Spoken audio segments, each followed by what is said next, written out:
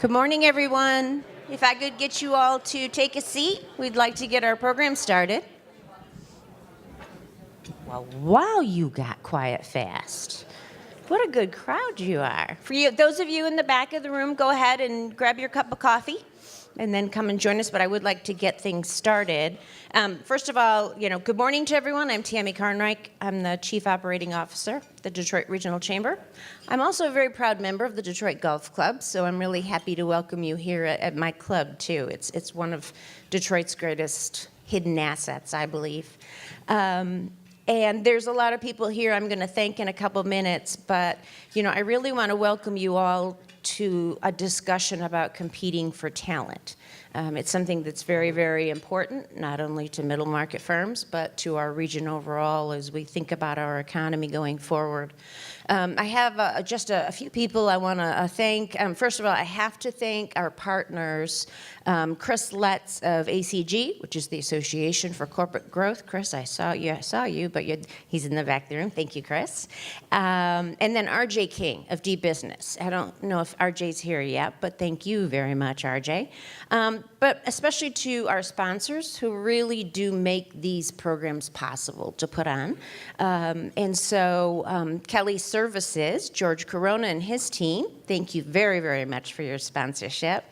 And Blue Cross and Blue Shield, is Lois Dent here? I think Lois Dent and her team should be here. Thank you very much to Blue Cross and Blue Shield of Michigan, who does so much for the Chamber.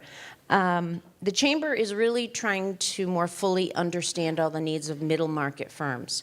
And it's important to us because we feel that's a business sector that really doesn't get enough attention and is a very dynamic part of our region. So, just for a few stats for you to help you understand why we believe it's important.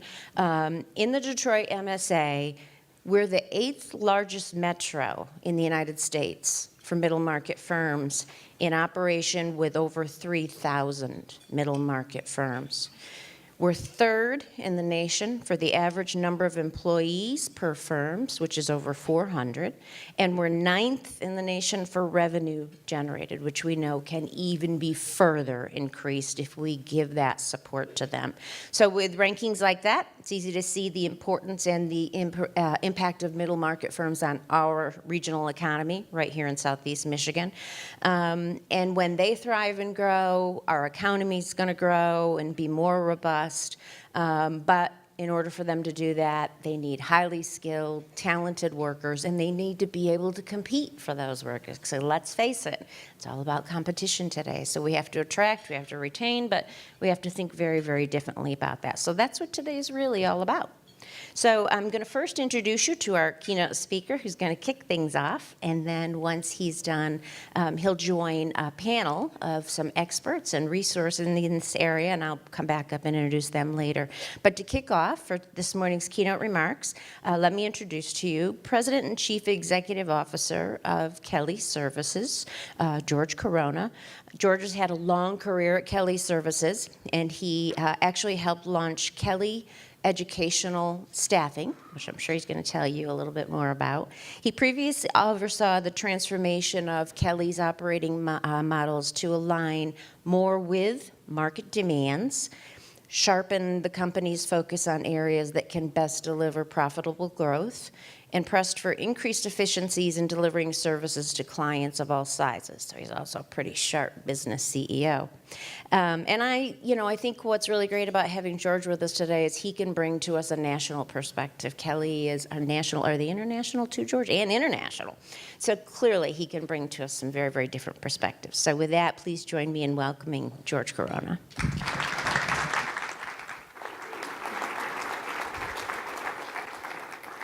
Thank you, Tammy, and hopefully you won't mind that I use glasses because otherwise I won't be able to do this, be able to see my notes. But first of all, thank you for having me. It's a pleasure to be here to talk about talent, which is what Kelly is all about, is providing talent.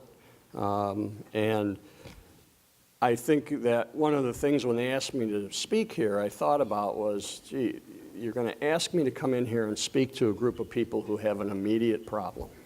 A problem of today. And I have to talk to you about the fact that there are no immediate solutions This is a long-term problem that we face.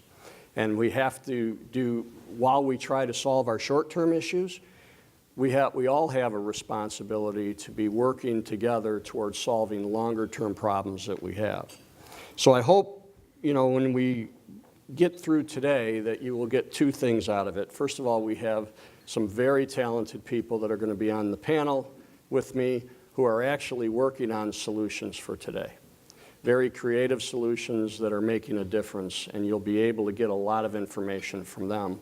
But I hope you'll also start to begin to think about the long-term things that we all have to work on in areas like education, retraining, and government policy to be able to really make a dent in the issues that we have, and particularly for Michigan, because one of the most important problems that Michigan faces is the fact that we are right now net losing talent to other states.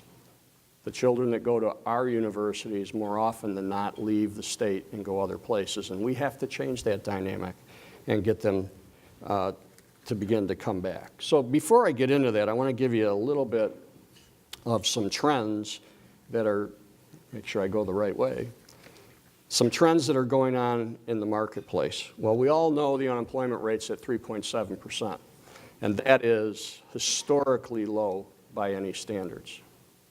But if you really get underneath the numbers, there is a ray of hope in there. So when you look at that, the participation rate of the national labor force is at a 70-year low. So we usually run about 68 to 70% of the workforce is participating. Right now we're at 62%. If we were able to move the participation rate up to the national average, that would be another 14 million people available to work. Now, the statistics will tell you, the Federal Reserve has done a lot of work on this, and they will tell you there are two main problems with that. The biggest problem is the retirement. A lot of people are moving towards retirement age, and a big reason the participation rate is dropping is because people are leaving the workforce. Those people are trained, and they're out there. If we can get them off the bench, we can begin to solve a problem. The second biggest reason is because we have a skills mismatch going on now.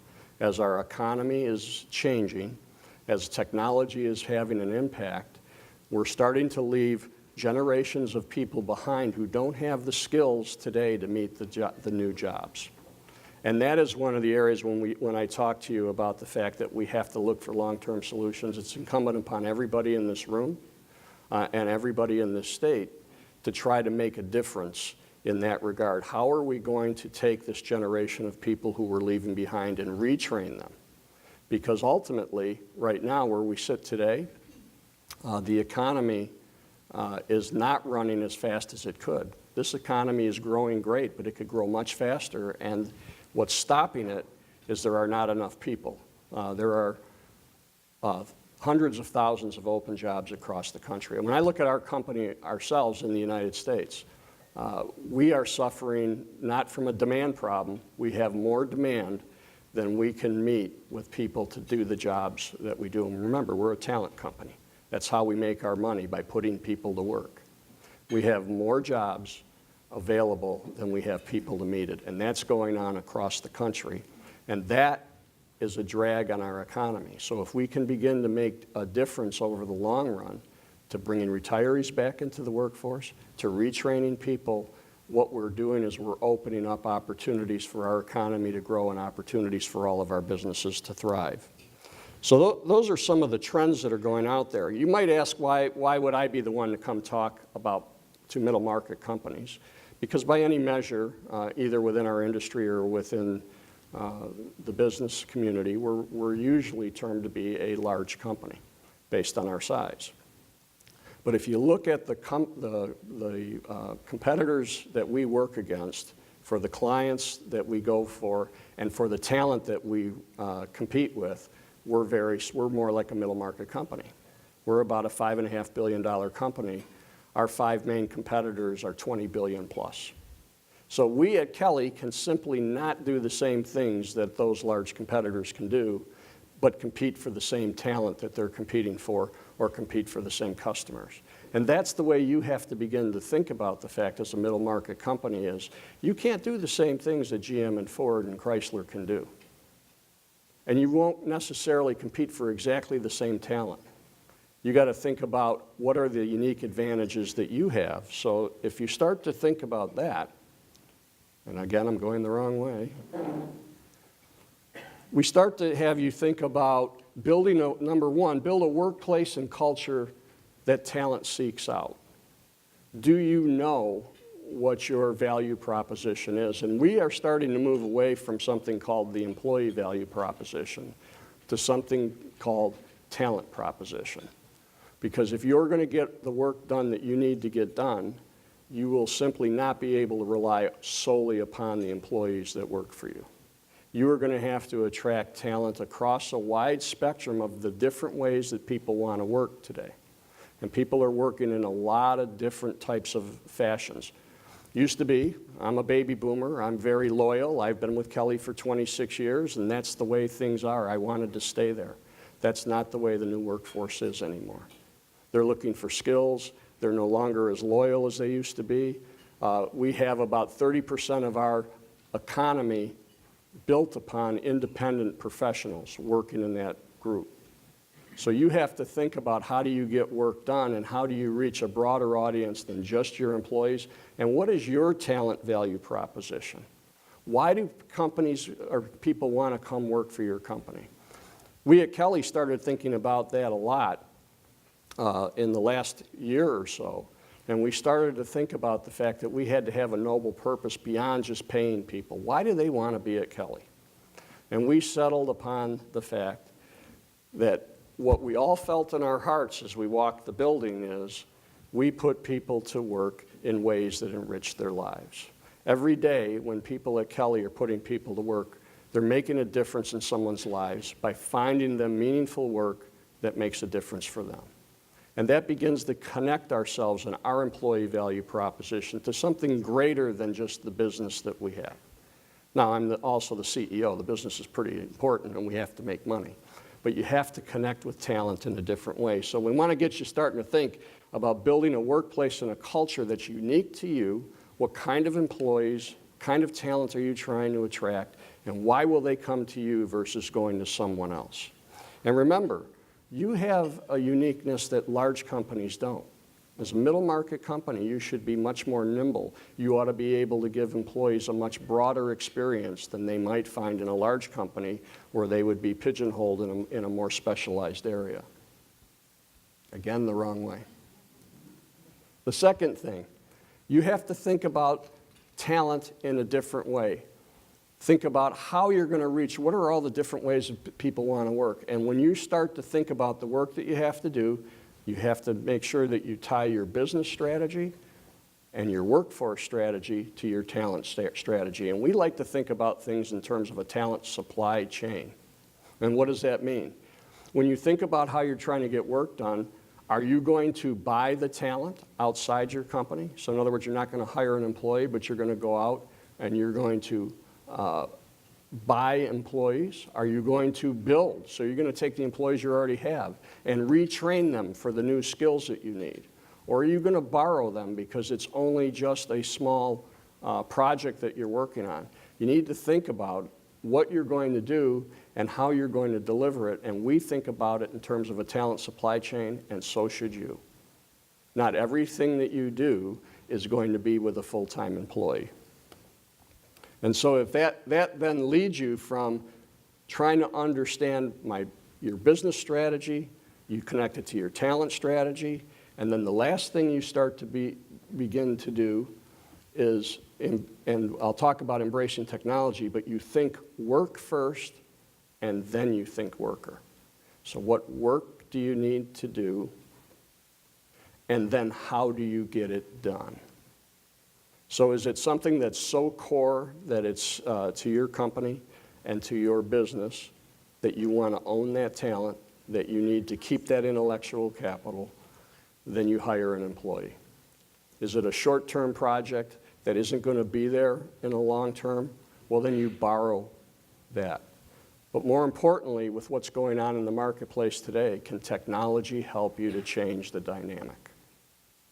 So technology is having a large impact on the workforce. And if you think about work first, is there a different way to do work? And let me give you an example of how that works. This is an example of something that we're doing at Kelly. And we call her Ava. But basically, we had a problem in human resources. We have 100,000 people any given day working across the United States, and they call in with a lot of different questions about their payroll, their benefits, what's happening in the workplace. And what we used to do is rotate our human resource generalists onto the phone to be able to answer those questions. And we started to look at the work that they were doing, and we found out that about 75 or 80% of the work that they were doing was answering the same questions over and over and over again. Well, we thought, could we automate that? And we did, and what we have is, I guess they call this a chat bot. I think that's what they call them. But you can go onto the system and you can ask Ava a question about human resources, and she will answer you. Well, in the first 2 months, she answered 5,500 questions without them having to then come back into the call center to get that answer. Well, what happens? The employees are much happier because they get their question answered fast and they can get on with what they're doing. For us, it allowed us to take our employees and redeploy them on much higher value types of things that we're doing. So what we did was we thought work first, worker second. And work first told us the best way to handle this was to be able to automate it first. And then when we got through there, then we could take the workers that we had and redeploy them into different ways to be productive within the company. It's just one example of that dynamic. And so what I'll leave you with is when you think about where we're headed, number one, remember, you have a short-term problem that only has long-term solutions. So what are you going to be doing at your company in the long term to not only help with changing the way of thinking about work first, but also working within the communities, with government, to change the dynamic to say that we have a responsibility, all of us, to take a look across all of our communities and say, there are going to be a lot of people left behind as things like these kinds of technologies change the workforce, and those employees are not yet prepared for the new way of working. Now, the optimistic side of me tells me that we're in a big change in the way work gets done. Well, this isn't the first time that technology has disrupted the workforce. Throughout the course of time, when we've gone from feudalism to capitalism, when we've gone through the industrial revolutions, there have been large disruptions to the workforce. But what's happened every time is that the jobs that get destroyed, more are created, and the more that are created are of higher skill level, pay more, and raise the overall standard of living for the economy. And that will happen again. But it's incumbent upon us to make sure that we don't leave people behind. And in order for us to get our work done, we can't. So with that, I will move towards answering any of the questions that you may have in the audience. Anyone? Yeah, you got to get somebody to start, because if you don't get someone to start. Talent acquisition is one piece of the puzzle, but talent retention and engagement is another piece of the puzzle. Could you talk a little bit about that? You talked briefly about it, but could you expand on that, please? Yeah, I think when you think about talent retention, it goes across many different dimensions. And particularly now when we have, as I look at just the workforce that we have at Kelly, we have, I think, either 4 or 5 different generations working across the company. And they want to work in all different kinds of ways. And so you have to start to think about how do you hold on to them. And the very first thing that we started to think about was this whole purpose of having a noble purpose and being able to connect our employees to something higher than just them coming to work and getting paid. Why are they coming there? What good are they doing? And when you can do that and you can tug at the heartstring a little bit, that starts to help with retention. The next thing you look at is what kinds of opportunities are you giving them beyond the work that they're doing. And so we're in a multi-year process right now of changing the entire way in which we bring people to work. We're redoing our entire facilities. They're becoming more open environments, more collaborative. We're employing technology. So in order to be able to hang on and retain talent, you have to continue to invest in technology, because the workforce of the future, they want the best technology. They want the ability to learn. They want the ability to be able to be productive. And they also want to collaborate. You know, people of my generation, we used to like to go sit in our offices, close the door. But now they want to work together. So you just have to think about, what is your workforce made up of? Do you understand what makes them excited about coming to work there?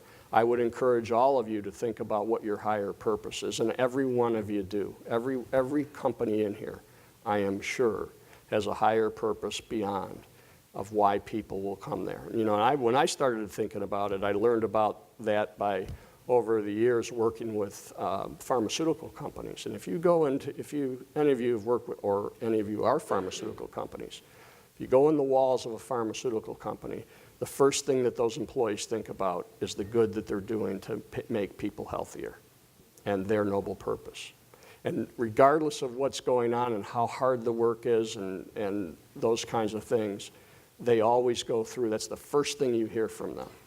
And we're feeling pretty good at Kelly. I think we have our CHRO here. I hope she will agree with me. We're starting to feel that at Kelly, that when you go through the halls, people really are connecting to the fact that we're putting people to work. And we talk about the stories every day with everybody. And that's another thing you can do, is storytelling about the good that you're doing, about the person who didn't have a job, who now has a job, who went from being an employee working for us on a temporary basis, who was then hired full-time by our customer.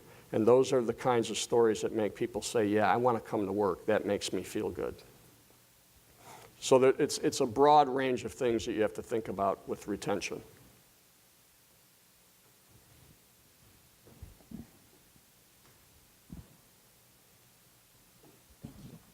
Oh, good morning. Can you talk a little bit about the gig economy and how that is disrupting all of our efforts to attract and retain and develop employees and get more people engaged in the job market? Yeah, I actually think about it opposite of the way that you just said it, which is it's disrupting the workplace, but it should be a thing that we embrace to help us to get work done. So when you think about the gig economy at its very basis, as you know, when people think about it, the first thing they think about is Uber. And they say, well, that's the gig economy, which is somebody just going on a platform, getting a quick gig and doing it. Well, the gig economy is much broader than that. In a definition, it just is getting work done in a different way than a full-time employee. So Kelly Services, at our core, at the beginnings of our company, where we were a temporary help company, we were a gig economy employer. And what we did was we began to help companies be able to get done through peaks and valleys of their work. People who are working as independent contractors. And you know, when you think about independent contractors, again, people will go and say, well, that's Uber drivers.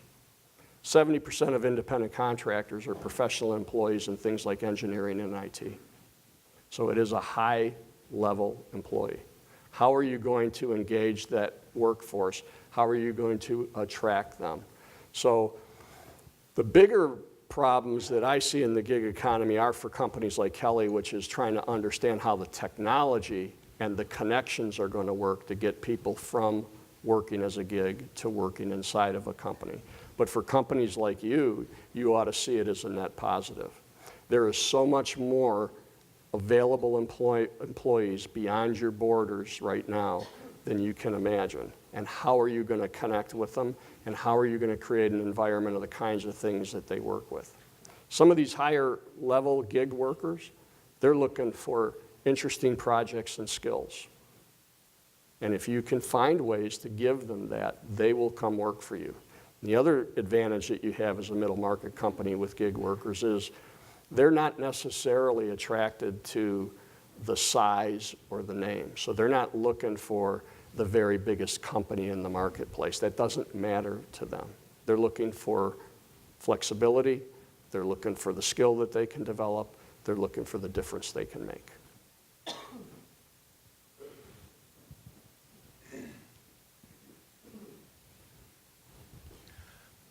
Hi, you talked about work first and worker second, and a lot of the conversation in your remarks following your initial things that you said are focused on the worker. I'm actually interested on the first part, on work. Is the definition of work changing? How should we think about that as we recruit people? When I'm talking about think about the work first, so the nature of how people go to work is changing. So people want to work much differently today than they did in the past. It's much, again, 70% of the gig economy is engineering, IT professionals. When you think about that, that would not have been the dynamic 30 years ago. An engineer or an IT professional would not want to work that way. They're working like that not because they have to, and there is a lot of research in this. McKinsey will tell you that 70% of the people that are working as independent contractors are working like that because they want to, not because they have to. So that's the nature of work changing. But when you think work first, you think about what are you trying to get done, and what is the best way to get that done. And we actually have a service, and I'm not here to sell, but we actually have a service that we call concierge service, which is companies will come to us and we'll take a look at what they're trying to get done, and we'll say, well, let's look at that.